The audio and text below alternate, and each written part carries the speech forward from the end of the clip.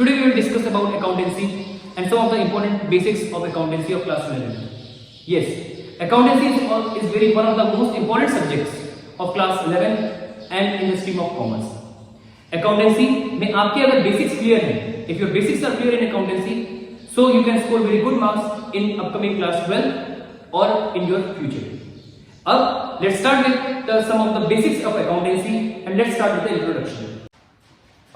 Accounting is an art of recording, classifying, summarizing in a significant manner and in terms of money.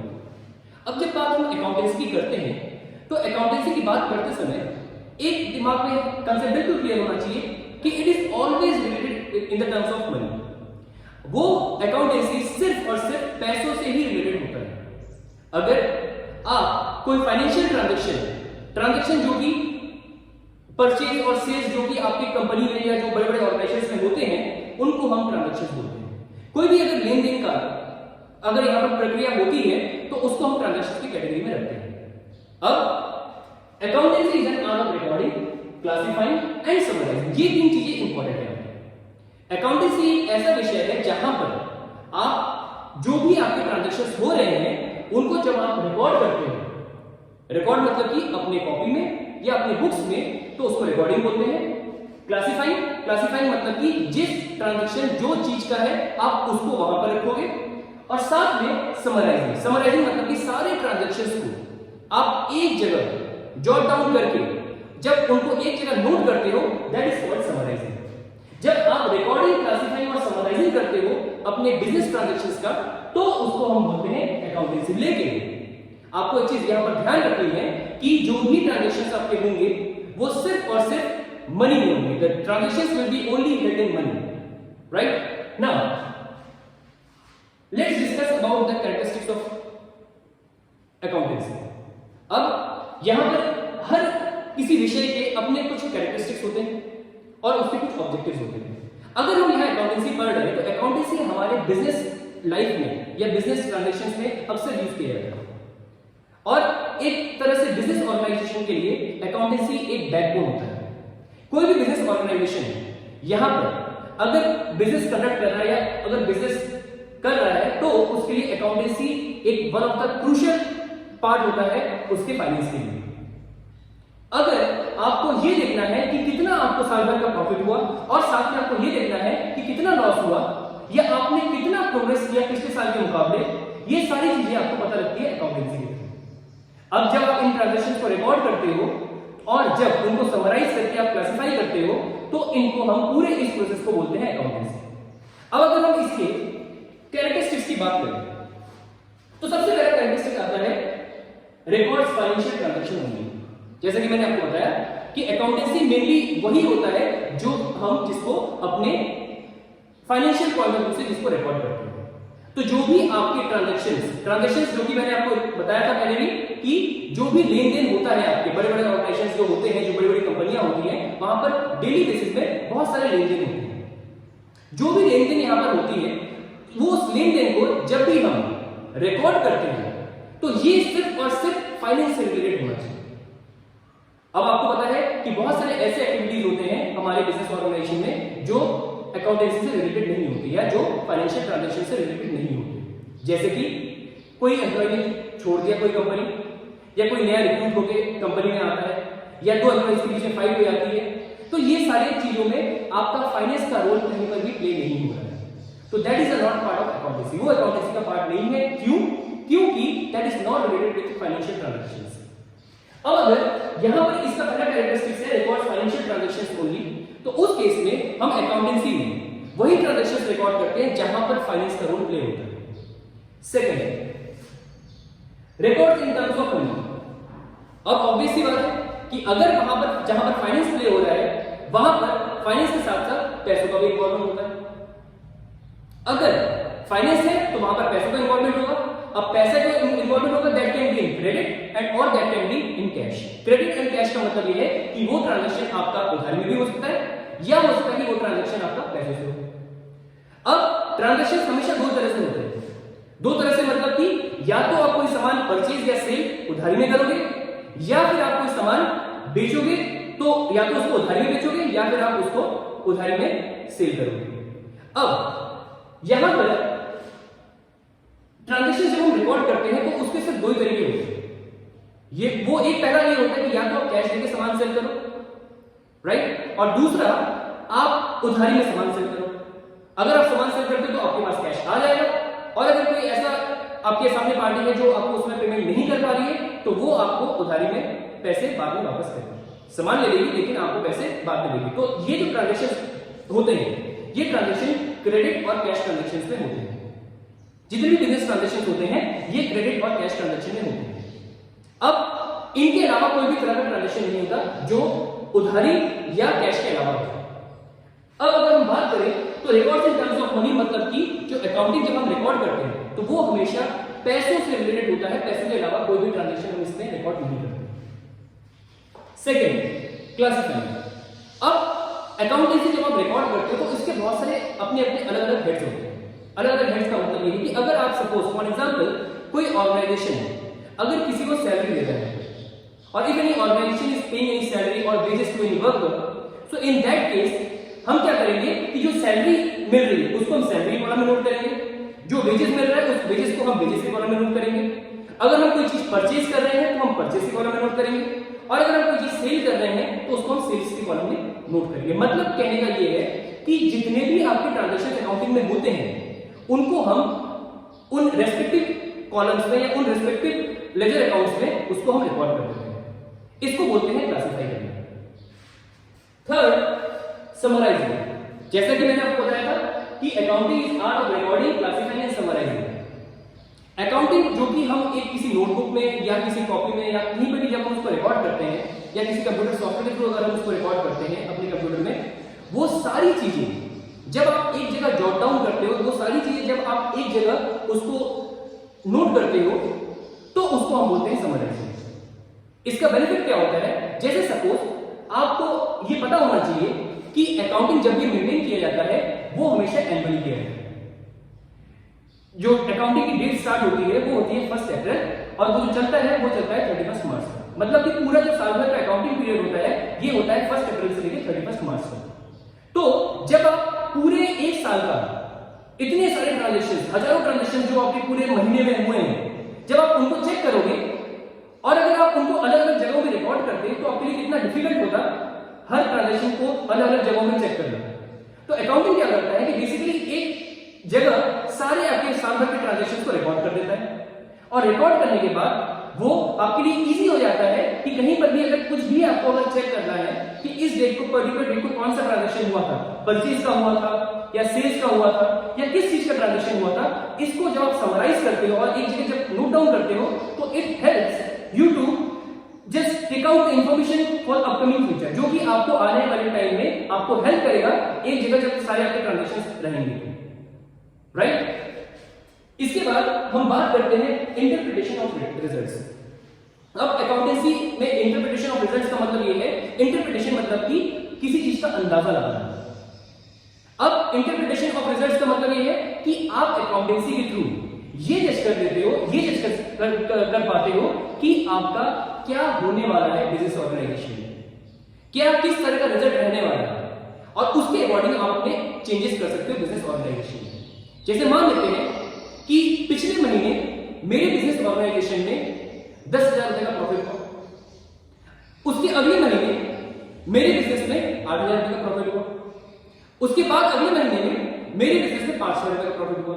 अब अगर मैं note करूं पिछले 3 महीने का, अगर मैं यहां पर प्रॉफिट कैलकुलेट करूं तो पहले महीने में मुझे 10,000 का प्रॉफिट हुआ, दूसरे महीने में मुझे 8,000 का प्रॉफिट हुआ और तीसरे महीने में मुझे 5,000 का प्रॉफिट हुआ। तो कहीं ना कहीं एक मैसेज जा रहा है यहां पर कि मेरा जो प्रॉफिट है वो 10,000 से पहले 8,000, फिर 8,000 से 5,000 इस तरह से घट रहा है। तो इसका मतलब ये है कि कहीं ना कहीं मेरे बिजनेस में कुछ ना कुछ लैग हो रहा होगा या कुछ ना कुछ ऐसी कमी हो रही होगी जिससे कि मेरा प्रॉफिट जो है वो गिरता जा रहा है, और उसके अकॉर्डिंग मैं क्या करूंगा, अपने बिजनेस ऑर्गेनाइजेशन में कोई ना कोई ऐसे चेंजेस करूंगा जिससे कि मेरा जो प्रॉफिट है वो या तो रिकवर कर लूं मैं या फिर वो मेरा प्रॉफिट बढ़ सके। हर बिजनेस ऑर्गेनाइजेशन का एक ही एम होता है, टू अर्न मैक्सिमम प्रॉफिट। और जब आपका एम होता है कि आप ज्यादा से ज्यादा प्रॉफिट कमाओ तो उसके लिए आप क्या करते हो कि आपके लिए ट्रांजैक्शंस जो होते हैं या जो फाइनेंस जो होता है वो बहुत क्रूशियल रोल प्ले करता है। और इसके थ्रू इंटरप्रिटेशन ऑफ रिजल्ट्स के थ्रू अकाउंटेंसी क्या करता है, आपको यहाँ पर रिजल्ट्स बताने में हेल्प करता है कि आने वाले टाइम में आपके कंपनी के लिए क्या सही होने वाला है, आपके ऑर्गेनाइजेशन के लिए क्या सही है और क्या नहीं, और उसके अकॉर्डिंग आप यहाँ पर अपने स्टेप्स ले सकते हो। Accounting is an art as well as science. अब अगर हम आर्ट और साइंस की बात करें तो आर्ट और साइंस जो होता है ये बेसिकली एक तरह का जो आर्ट होता है ये डिस्क्रिप्टिव सब्जेक्ट होता है। अकाउंटिंग में कुछ चीजें ऑलरेडी डिसाइडेड होती हैं कि वो चीजें होनी होंगी, जैसे कि आर्ट में होता है।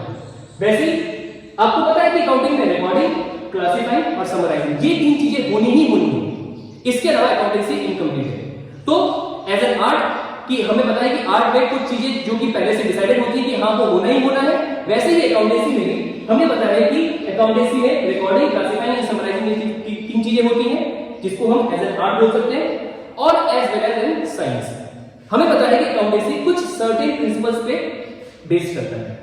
Accountancy is always based on certain principles.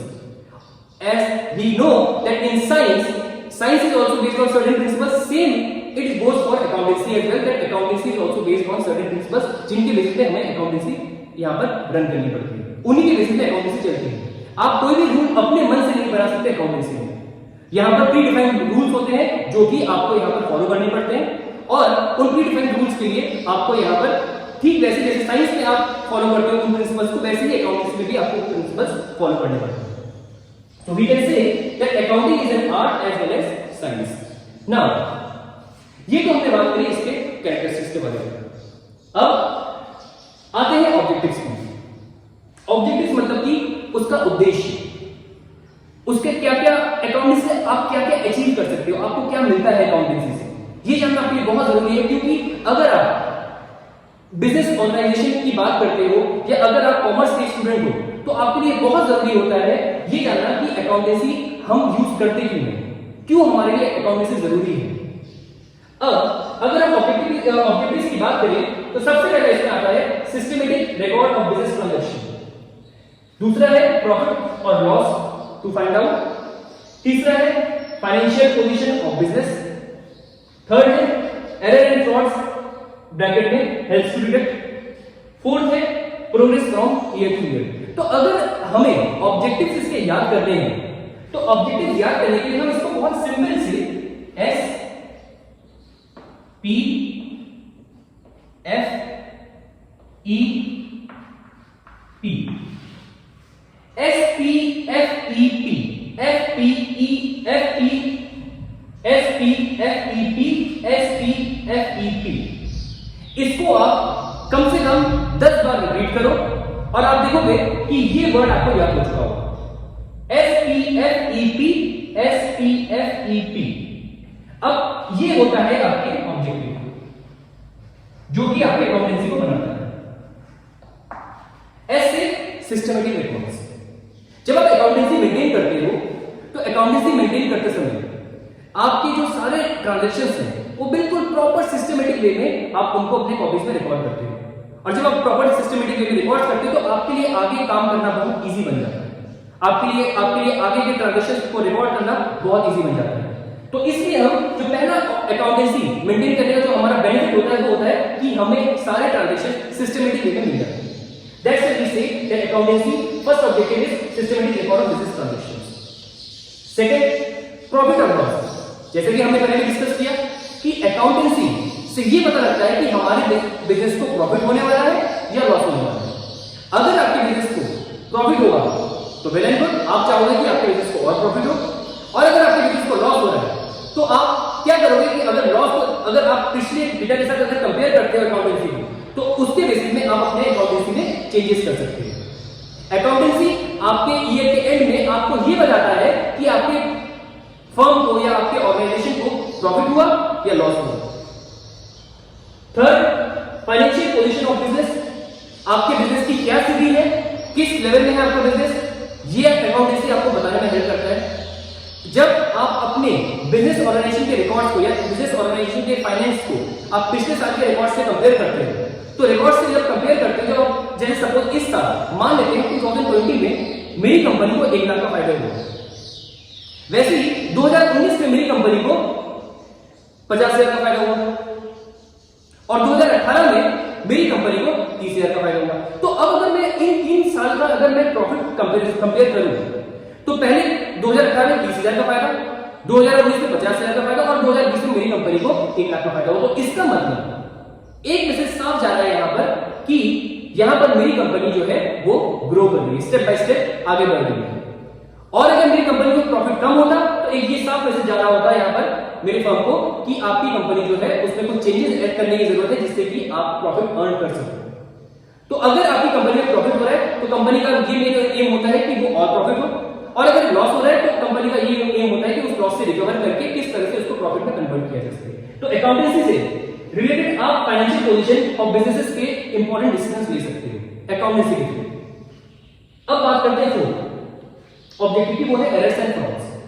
Error and frauds ये होता है कि अकाउंटेंसी से आप जितने भी फर्जीवाड़े होते हैं या जितनी भी चोरियां होती हैं फाइनेंस में, ये आप बहुत इजीली डिटेक्ट कर सकते हो। अकाउंटेंसी आपको चोरी पकड़ने में हेल्प करता है। अगर कोई फाइनेंस में कोई भी चोरी कर रहा है या फाइनेंस से रिलेटेड कोई भी अगर फ्रॉड हो रहा है, ये आपको अकाउंटेंसी हेल्प करता है जानने में।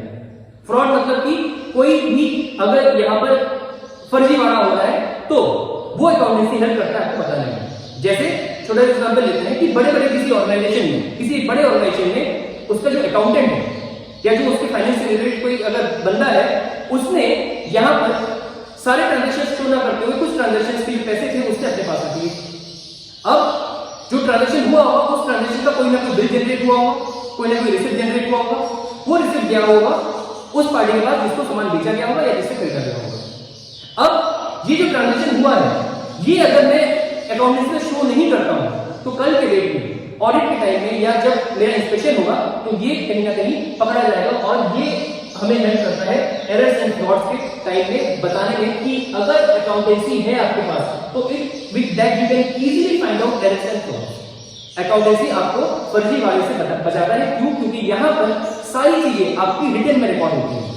कोई भी चीज आपकी वर्बली रिकॉर्ड नहीं होती। कोई भी एक छोटा से छोटा ट्रांजैक्शन आपका रिटर्न में रिकॉर्ड होगा जो कि आपको आने वाले टाइम में फ्रॉड्स और एरर्स से बचाएगा। So that's why we can say that accountancy helps in finding out errors and frauds. और लास्ट की अगर हम बात करें progress from year to year. Progress from year to year का मतलब ये है कि अकाउंटेंसी से आप अपने पास्ट ईयर के परफॉर्मेंस को कंपेयर कर सकते हैं।